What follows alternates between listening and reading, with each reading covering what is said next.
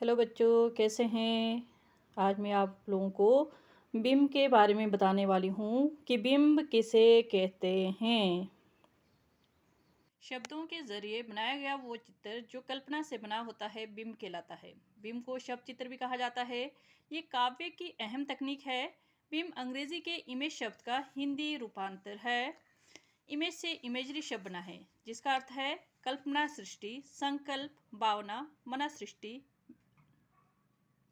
सृष्टि। बिंब विधान में कल्पना का महत्व सर्वाधिक है। हमारी पांचों इंद्रियां यानी कि ज्ञानेंद्रियां बाह्य जगत से अनुभव ग्रहण करती है। इन्हीं के आधार पर बिंबों का नामकरण किया जाता है। आप सभी को पता है कि हमारे 5 सेंस ऑर्गन्स हैं, 5 ज्ञानेंद्रियां हैं।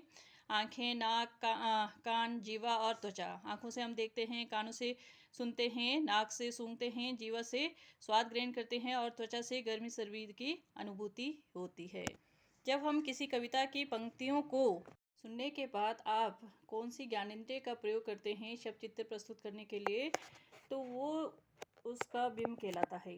तो मैं आपको एक छोटी सी बात सुनाती हूँ। जैसे आपको पता है कि रामपुर में लवी होता है 11 नवंबर से 14 नवंबर तक, और 14 नवंबर तक जब लवी होता है तो 14 को क्लोजिंग होती है और 11 को जो है ओपनिंग होती है। उसके बाद जो है 11 से जो है 13 तक जो है नाइट फंक्शन भी होते हैं, जिसमें जो है स्थानीय कलाकार और जो बॉलीवुड के बड़े बड़े प्लेबैक सिंगर्स होते हैं वो यहाँ पर आते हैं, तो उनके संगीत के कार्यक्रम होते हैं।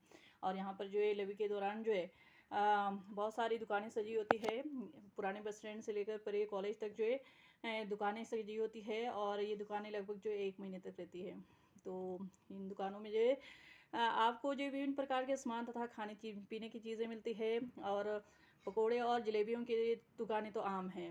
जब आप जो है पकोड़े जलेबियों की दुकान से गुजरते हैं तो उनकी खुशबू जो है आपको अट्रैक्ट करती है। और साथ में जो है जो फास्ट फूड है, और उसके भी काफ़ी सारे स्टॉल्स होते हैं। और जो मक्की की रोटी और सरसों के साग वाली जो स्टॉल होती है वहाँ पर तो लाइन लगी होती है।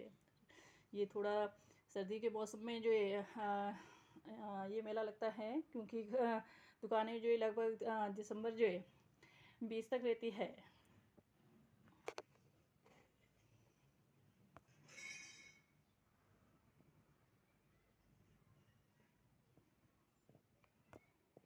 अब आप बताएंगे कि जब मैंने लवी मेले के बारे में बताया तो आपने अपने किन किन सेंस ऑर्गन्स का प्रयोग किया। जब मैंने लवी मेले की शुरुआत की बात की तो जिन लोगों ने लवी मेला देखा होगा उनके सामने पूरा जो है लवी की सीनरी जो उपस्थित हो गई होगी, और उन्होंने वो दुकानें उनके सामने जो एकदम शब्द चित्र जो उनके प्रस्तुत हो गए होने। तो उस समय क्या है, आपने आंखों से कल्पना की, तो वो क्या है, आपका दृश्य बिंब है।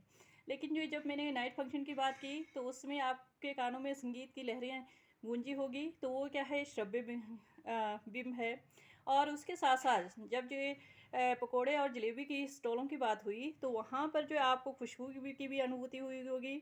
तो वहाँ पर आपने क्या है, नाक से सूंघा तो ग्रांड बिंब का प्रयोग हुआ है। और साथ में जब स्वाद की बात हुई तो मुंह में पानी भी भराया होगा, और उसमें जो है आपने जीवा का प्रयोग किया है, आस्वाद्य बिंब का प्रयोग हुआ है। अब ये जो सर्दी के मौसम में होता है तो सर्दी की ठिठुरन भी आपने अनुभव की होगी, तो स्पर्श बिंब का प्रयोग हुआ है। ये तो मैंने गद्य में बताया है। यही बात जो जब आपके काव्य में बताई जाती है तो आपने जिस सेंस ऑर्गन का प्रयोग किया है वही आपका बिंब होगा। जैसे जयशंकर प्रसाद की कविता कार्नेलिया का गीत की एक लाइन है, हेम कुंभले उषा सवेरे, या सुमित्रा नंदन पंत की कविता है, तट पर बगुलों सी विधवा वृद्धाएं। जब आपने इन दोनों पंक्तियों को सुना तो आपके सामने कैसे शब्द चित्र उपस्थित हुए। हेम कुंभले उषा सवेरे, तो यहाँ पर गया है कि उषा रूपी जो युवती है सोने का गड़ा लेकर, सोने का मटका लेकर, तो आपने आंखों से कल्पना की है, तो यहाँ पर दृश्य बिंब है।